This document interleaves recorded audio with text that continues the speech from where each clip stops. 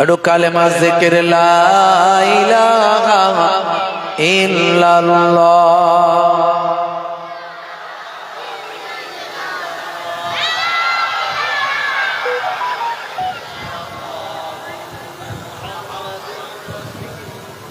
আল্লাহ আল্লাহ আল্লাহ আল্লাহ আল্লাহ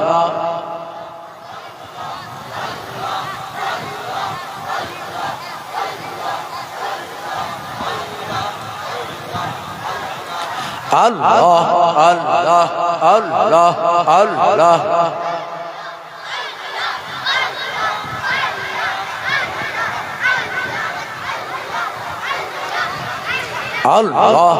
আল্লাহ আল্লাহ আল্লাহ আল্লাহ আল্লাহ আল্লাহ আল্লাহ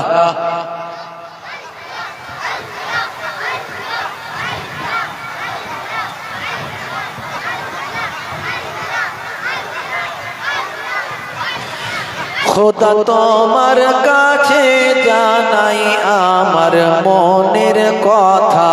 আল্লাহ আল্লাহ আল্লাহ আল্লাহ আল্লাহ আল্লাহ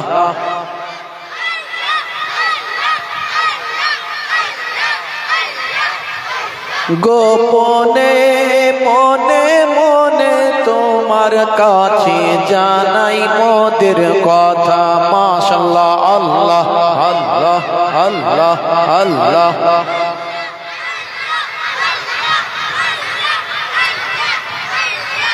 আল্লাহ আল্লাহ আল্লাহ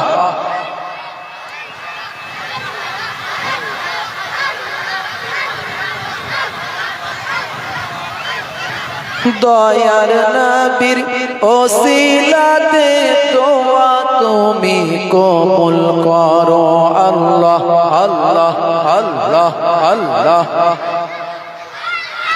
লা ইলাহা ইল্লাল্লাহ। আর জোরে লা ইলাহা ইল্লাল্লাহ লা ইলাহা ইল্লাল্লাহ মুহাম্মাদুর রাসূলুল্লাহ। কি বলতে হয়? সাল্লাল্লাহু আলাইহি ওয়াসাল্লাম। বাহ, বাচ্চাগুলো খুব সুন্দর। মাদ্রাসায় পড়ে, খুব কম জায়গায় বাচ্চারা এইভাবে এতগুলো বাচ্চা ওয়াজ শুনে, খুব কম জায়গায়। বাচ্চারা হলো আপনার ভবিষ্যৎ। বাচ্চাদেরকে আপনি যেভাবে শেখাবেন সেভাবেই শিখবে। যে কালচারে মানুষ করবেন সেই কালচার তৈরি হবে। যে বাচ্চা রাস্তায় গালমন্দ করছে তার মানে তার বাড়ির কালচার ভালো নয়, তার বাম্মা ভালো নয়। বাম্মা যদি ভালো হতো সন্তান কখনো গালমন্দ করতো না, অশ্লীল ভাষা প্রয়োগ করতো না।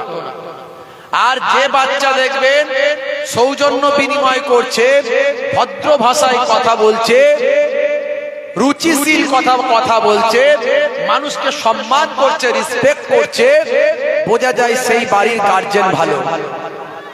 আর আপনার পরিচয়টা আপনার বাচ্চার মাধ্যমে বহিঃপ্রকাশ ঘটে। আপনি কতটা ভদ্র নম্র আপনার বাচ্চাকে দেখলে বোঝা যাবে। আপনার ঘরের পুরো ছবিটা বাচ্চার মাধ্যমে বহিঃপ্রকাশ ঘটে। তাই ইসলামে বলা হয়েছে বাচ্চাদেরকে তালিম দাও ছোট্টবেলা থেকে। 7 বছর বয়স থেকে বাচ্চাদের তালিম দাও।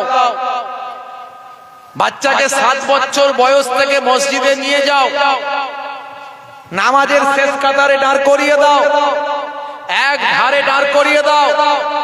বাচ্চারা ডিস্টার্ব করবে। এই যে বাচ্চারা আছে গল্প করছে, ডিস্টার্ব করছে, আমাদের রাগ করলে হবে না। কারণ আমরা যদি ওদের বকি ওরা আর আসবে না, মসজিদে যাবে না, জলসায় বসবে না, মাহফিলে বসবে না, তালিম গাহে বসবে না। এতে ওরা কিছু শিখতে পারবে না, ওরা ভয় পাবে। বাচ্চাদের ভয় পাওয়াবেন না। ওদেরকে প্রত্যেক শুক্রবারে টেনে টেনে হাত ধরে ধরে বুঝিয়ে বাজিয়ে খাবার খাইয়ে মসজিদের শেষ কাতারে নিয়ে গিয়ে বসিয়ে দেবে।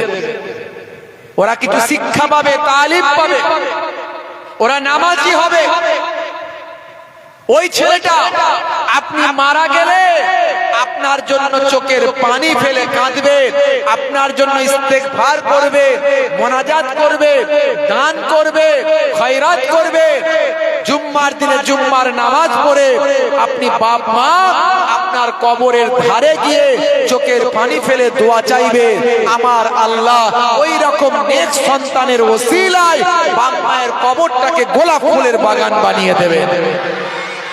হাদিস পাকের মধ্যে এসেছে 7টা ভালো কাজ আছে সাদকায়ে জারিয়া, তার মধ্যে একটা হলো আউ তারাকা ওয়ালাদান ইস্তাগফির লাহু বাদা মাউতিহি। যে ব্যক্তি দুনিয়াতে একটা সুন্দর সন্তান রেখে গেল, যে নেক সন্তানটাকে সুশিক্ষায় শিক্ষিত করলো, আপনি আপনার সন্তানটাকে হায়ার এডুকেটেড করুন।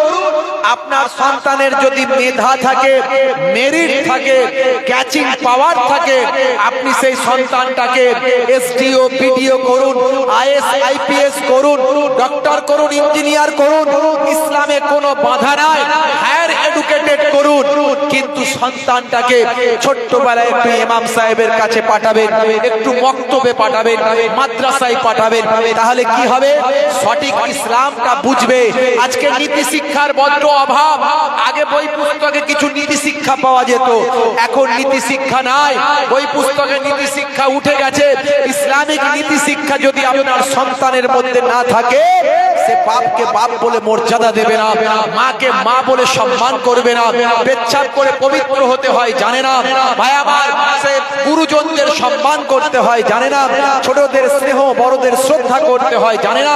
এই শিক্ষা, নামাজের শিক্ষা, রোজার শিক্ষা, ওযুর শিক্ষা, হারাম হালাল পাক নাপাকের শিক্ষা, এই যে জ্ঞানটা ছোটবেলায় দিয়ে দেবেন, তারপরে আপনার ছেলেটা doctor, engineer, higher educated, IAS IPS হলেও সে কিন্তু দাঁড়িয়ে পেচ্ছাপ করতে পারবে না, সে কিন্তু অইসলামিক কাজ করতে পারবে না, মানুষের সঙ্গে খারাপ ব্যবহার করতে পারবে না।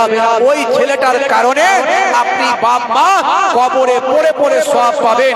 দয়ার নবী বলেন, যে ছেলেটা জুম্মার দিনে সকাল সকাল গোসল করে পবিত্র হয়ে ভালো পোশাক পরে খুশবু আতর মেখে জুম্মার খুতবা শোনার জন্য তাড়াতাড়ি গিয়ে ফাঁস কাতারে বসে সুন্নত নফল নামাজগুলো শোনে, পড়ে এবং খুতবাটা মন দিয়ে শোনে, আল্লাহর নবী বলেন ওই নেক সন্তানের যাতায়াতের পথে প্রত্যেকটা কদম ফেলার বিনিময়ে আমার আল্লাহ 1 বছরের নফল নামাজ, 1 বছরের নফল রোজার সবটা আল্লাহ তার নামাজ আমলে লিখে দিয়ে থাকে।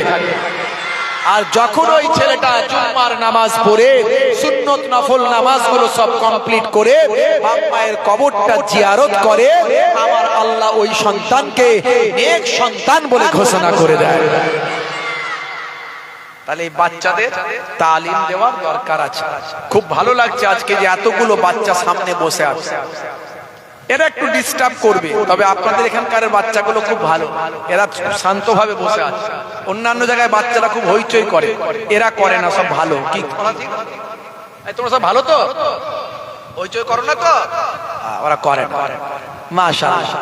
বাপেরা আমার, তরুণ যুবকেরা আমার, মুরব্বিয়ানেরা আমার, আল্লাহ রাব্বুল আলামিন আমাদের কবুল ও মঞ্জুর করুন। বলুন আল্লাহুম্মা আমিন, বলুন আল্লাহুম্মা আমিন। খুব সংক্ষেপে আলোচনা, লম্বা চওড়া নয়, দোয়ার মাহফিল, ওয়াজ নাসিহাতের ব্যাপার নয়, বিশাল ওয়াজ, বিশাল বক্তব্য না, না, আমি প্যাকেজের আলোচনা করি আপনারা জানেন, কিন্তু আজকে করব না। আজকে একটু দোয়ার আজকে একটু বরকত। আজকে যে দোয়ার মাহফিল, আর দোয়াও মাকফুল ইবাদত, সমস্ত ইবাদতের আসল হলো দোয়া। কিতাবের মধ্যে দেখতে পাওয়া যায় আত-তাকদীরু লা ইয়ারুদ্দু ইল্লা বিদ-দুআ, তাকদীর পরিবর্তন হয় না, হলে দোয়ার দ্বারাই পরিবর্তন হয়ে যায়। জোরে হবে না? अमल पे हम नजर पे हम कट जाती है जिंजीरें, अमल पे हम का नजर पे हम कट जाती है जिंजीरें, निगाह मर्द मोमिनों का बदल जाती है तकदीरें। আমলের দ্বারাই আমলের দ্বারা কি হয়, লোহার শিকল পর্যন্ত খুলে যায়। জোরে বলেন সুবহানাল্লাহ। আর আল্লাহর ওলি বান্দাদের নেক নজর যদি কারোর উপর পড়ে, তার তাকদীরটাই পাল্টে যায়। এর দলিল অনেক আছে। এই জন্যই আমরা বলি দোয়া করবেন, বুজুর্গদের বলি দোয়া করবেন, বাম্মাকে বলি দোয়া করবেন, আলেম ওলামাকে বলি দোয়া করবেন, বড়দের বলি দোয়া করবেন। কেন বলি না, দোয়ার একটা ফজিলত আছে, বরকত আছে, গুরুত্ব আছে। হে তরুণ যুবকেরা, হে আমার বন্ধুরা, হে আমার মুরব্বিয়ানেরা, শুনে রেখে দিন বাবা, জেনে রেখে দিন বাবা। হে মুসলমান, একটুখানি লক্ষ্য রাখুন। তবে দোয়াটা কিভাবে চাইবেন? আপনি যখন দোয়াটা চাইবেন কেমন করে চাইবেন? হে তরুণ যুবকেরা, আমার আল্লাহ জানিয়ে দিয়েছেন ওয়াস্তাঈনু বিস-সাবরি ওয়াস-সালাহ। বান্দা তোরা আমার কাছে সাহায্য চা, দোয়া চা। কিসের মাধ্যমে? তোরা আমার কাছে দোয়া চা, সাহায্য চা। ভাইরা আমার, ধৈর্য এবং সালাতের মাধ্যমে যখন তুমি বিপদে পড়বে, বান্দা ধৈর্য ধারণ করবে। ইন্নাল্লাহা মা'আস সাবিরিন, সবর করবে। সবরকারীদের সঙ্গে আমার আল্লাহ স্বয়ং থাকেন। কত নবীদেরকে আল্লাহ বিপদে ফেলেছেন, বিপদে ফেলে পরীক্ষা নিয়েছেন, দেখি আমার পয়গম্বর না সবরি করে কিনা, না শুকরি করে কিনা। হযরত ইব্রাহিম নবীকে আমার আল্লাহ আগুনে ফেলেছিলেন। আপনাদের জানা আছে, ইব্রাহিম নবীকে ফের নমরুদের আগুনে ফেলার ক্ষমতা থাকতো না যদি আমার আল্লাহ পরীক্ষাটা না করতেন। এ তরুণ যুবকেরা, হযরত মুসা কালিমুল্লাহকে ফেরাউন এমন ছুটকা ডালো, এমন তাড়া করলো যে নীল দরিয়ায় গিয়ে হযরত মুসা নবীকে নামতে হয়েছিল। কিন্তু আমার আল্লাহ পরীক্ষা করেছিলেন ফেরাউনের জন্য। ভাই আমার, ফেরাউন গিয়ে ডুবে মরেছিল নীল দরিয়ায়। হযরত মুসা কালিমুল্লাহর জন্য নীল দরিয়া রাস্তা হয়েছিল। হযরতে নমরুদ ধ্বংস হয়েছিল বাবা, মশার কামড়ে নমরুদ ধ্বংস হয়েছিল। কিন্তু বাবা, হযরতে ইব্রাহিম নবীর জন্য আগুনটা ফুলের বাগান হয়ে গিয়েছিল। ইয়া নারু কুনি বারদাও ওয়া সালামান আলা ইব্রাহিম।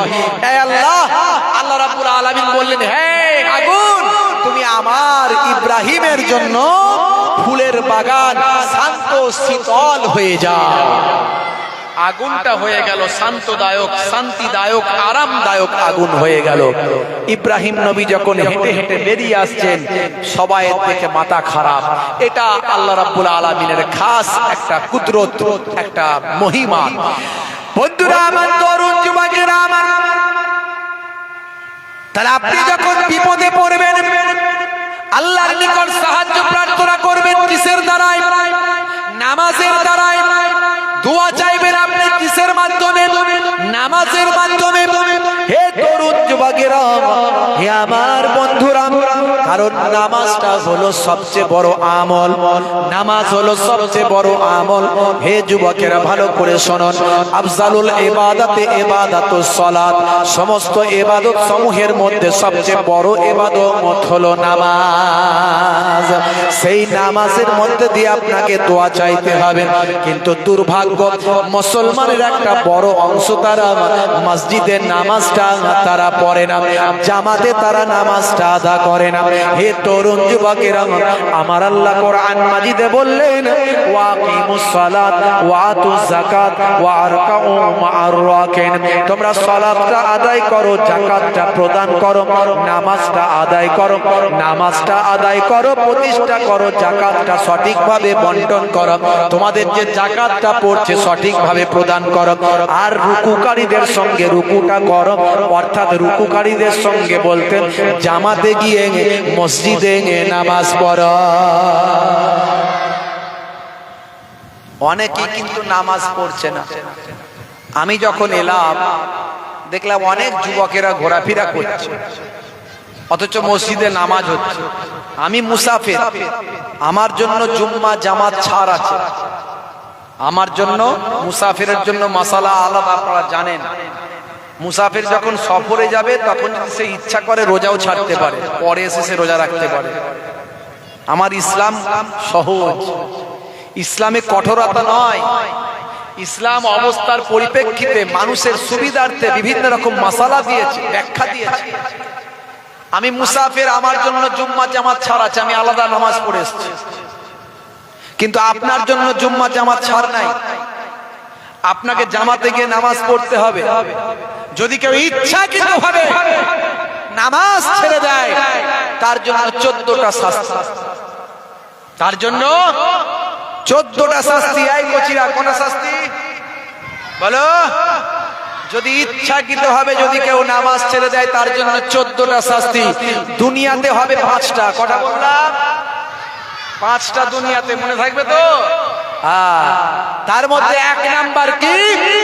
1 নাম্বার হলো ওই ব্যক্তির রুজি রুটিতে কোনো বরকত থাকবে না। বেনামাজি বান্দার রুজি রুটিতে কোনো বরকত থাকবে না, 1 নাম্বার। 2 নাম্বার, বেনামাজি বান্দার জন্য কেউ যদি দোয়া চায় সেই দোয়া কবুল হবে না। কোন নেক বান্দা দোয়া চাইলে তার জন্য দোয়া কবুল হবে না। 3 নাম্বার, বেনামাজি বান্দা যখন নিজের জন্য দোয়া চাইবে সেটাও কবুল হবে না, 3 নাম্বার। 4 নাম্বার, বেনামাজি বান্দা যখন মারা যাবে কঠিন পিপাসা অবস্থায় মারা যাবে। 5 নাম্বার, বেনামাজি বান্দা যখন মারা যাবে ক্ষুধার্ত অবস্থায় মারা যাবে। কটা বললাম? কটা বললাম?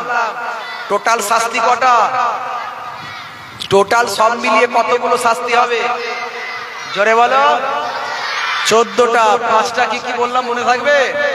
মনে থাকবে? আমি এখানে এসে ধরলে বলতে পারবে তো? পারবে না? পারবে তো? আমি কিন্তু শেষে ধরবো। যে 5টা বলতে পারবে তাকে আমি 500 টাকা নজরানা দেবো। পারবে? আচ্ছা, দেখা যাক কি হয়। হে তরুণ যুবকেরা, হে আমার বন্ধুরা, শুনে রেখে দিন বাবা, জেনে রেখে যান। হে মুসলমান, একটু লক্ষ্য করুন বাপেরা, আমার তরুণ যুবকেরা, আমার মওতের সময় হবে 3টে শাস্তি। বন্ধুরা আমার, মৃত্যুটা হবে অত্যন্ত জিল্লাতের সঙ্গে মৃত্যু হবে। হে তরুণ যুবকেরা, হে আমার বন্ধুরা, শুনে রেখে দিন বাবা, জেনে রেখে দিন বাবা, অত্যন্ত অপমানের সঙ্গে তার মৃত্যু হবে। পিপাসা অবস্থায় মৃত্যু হবে, আর ক্ষুধার্ত অবস্থায় মৃত্যু হবে। কবরে দেওয়ার পরে হবে 3টে শাস্তি। কবরটা মাটিটা পিসাই করে ফেলবে, আটার মতো গুঁড়ো করে ভয়ঙ্কর সাপ তাকে দংশন করতে থাকবে। লোকে বলে, হুজুর আমরা তো কবরের ধারে যাই, কোন কবরে তো আযাব হতে বুঝতে পারি না। কবরের আযাব আমরা মানুষ গেলে বুঝতে পারি না।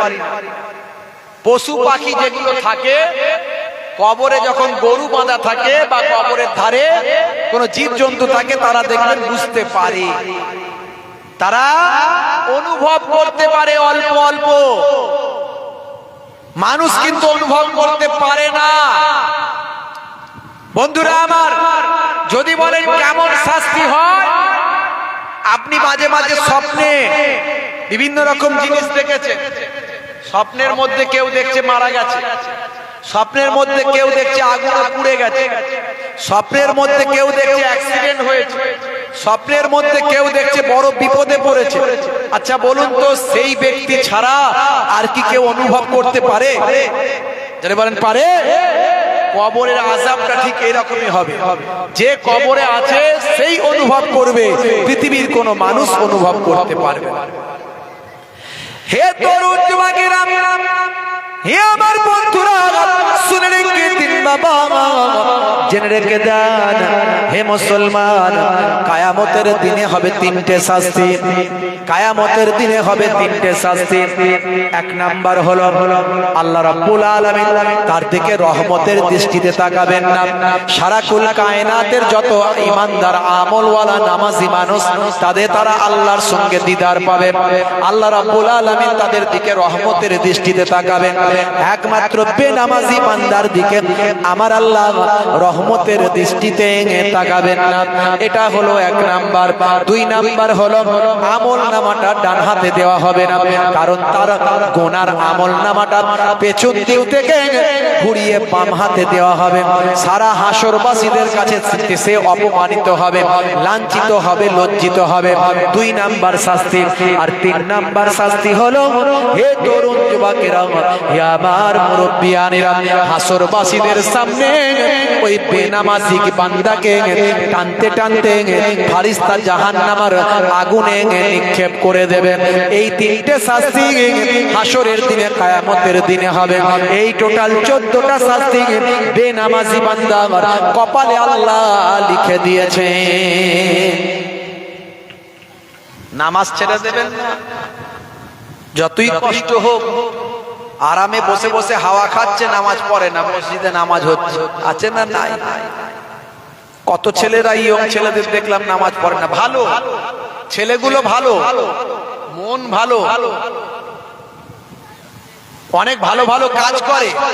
হুজুর নামাজটা পড়তে পারে না, না বললে হবে না।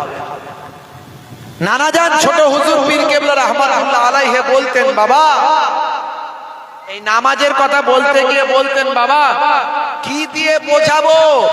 ঝোড়া আর কোদাল দিয়ে বোঝাও বাবা, ঝোড়া আর কোদাল দিয়ে বোঝাবো। দাদাজান পীরনগরী হুজুর পীর কেবলা রাহমাতুল্লাহ আলাইহি বলতেন, বাবা দিনে রাতে 24 ঘন্টায় 12 মিনিট করে 5 ওয়াক্ত নামাজে সময় দিলে 1 ঘন্টা। 1 ঘন্টা যদি তুমি নামাজে দাও, আমার বিশ্বাস আমার আল্লাহ তোমার 23 ঘন্টা কামিয়াবি করে দেবে। জোরে হবে না? দেখবেন মুয়াজ্জিন আযান দেয়, কি বলে? এসো নামাজের দিকে এসো। এই যে আজান দিলে কি করে? অনেক মা বোনেরা যখন আজান শুনতে পায়, মাথায় কাপড় ছিল না, এ ফুলটুসির মা মাথায় কাপড়টা দে, শুনতে পাসনি আজান হচ্ছে? ও আজান হলে মাথায় কাপড় দিতে হয়, এটাই তারা জানে, এটাই তারা জানে। আর ছেলেরা কি জানে? যুবকেরা ফ্রি ফায়ার খেলছিল, গান শুনছিল, শুনতে পাচ্ছিস না আজান হচ্ছে, অমনি কি করলো? ও খেলা বন্ধ করে নেই, গান দেখাও বন্ধ করে নেই, কিন্তু সাউন্ডটা কমিয়ে দিয়েছে, এটাই ও বোঝে। আসলে তা নয়। আজান হলে আজানের জবাব দিতে হবে। মুসলিম শরীফের হাদিসের মধ্যে এসেছে, যে বান্দা আজানের জবাব দেয়, দাখালাল জান্নাহ, আমার আল্লাহ তাকে জান্নাত দান করে দেয়। খালি বলে আজান হলে, আজান হলে খালি বলে হুজুর আজান হচ্ছে, আজান হচ্ছে, ওয়াজটা বন্ধ করে। ও আজান হলে শুধু ওয়াজ বন্ধ, আর দুনিয়ার গল্প সেগুলো ওগুলো চলবে। আরে যেটা বন্ধ করা দরকার ছিল সেটা বন্ধ না করে, যেটা বন্ধ না করলেও গুনাহ হবে না।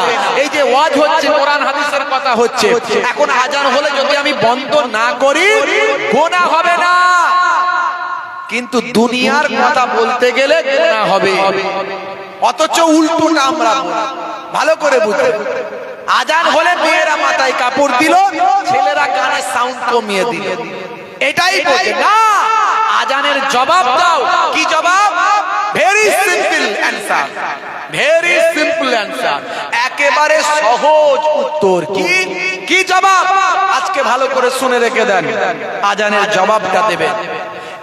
ইমাম মুয়াজ্জিন সাহেব যা বলবে আজানে, আপনি তাই বলবেন, একদম তাই বলবেন, মনে মনে আস্তে আস্তে বলবেন, তাই বলবেন। ইমাম সাহেব বলেছে আল্লাহ, মুয়াজ্জিন সাহেব বলেছে আল্লাহু আকবার, আল্লাহু আকবার, আপনিও বলবেন আল্লাহু আকবার, আল্লাহু আকবার। মুয়াজ্জিন সাহেব বলেছে আশহাদু আল্লা ইলাহা ইল্লাল্লাহ, আপনিও তাই বলবেন। আশহাদু আন্না মুহাম্মাদুর রাসূলুল্লাহ সাল্লাল্লাহু আলাইহি সাল্লাম, আপনিও তাই বলবেন। হ্যাঁ, সব একই বলবেন, খালি দু জায়গায় আলাদা।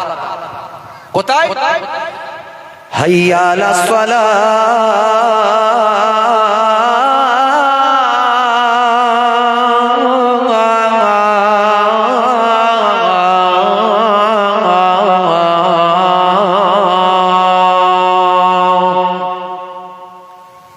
মানে কি? এসো নামাজের দিকে এসো। এটা যখন শুনবেন আপনি বলবেন লা হাওলা ওয়ালা কুওয়াতা ইল্লা বিল্লাহ। আর একটা জায়গায় চেঞ্জ, সেটা কি? হাইয়া আলাল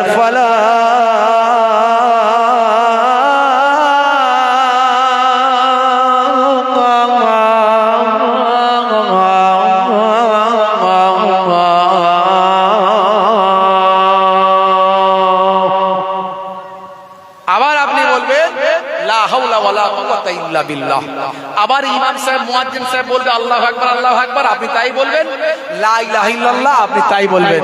নবীজি বলেন, দয়ার নবী বলেন, রাহমাতুল লিল আলামিন বলেন, সরকারে দো জাহাঁ বলেন, সুলতানে মদিনা বলেন, জনাবে মুহাম্মদ মুস্তাফা সাল্লাল্লাহু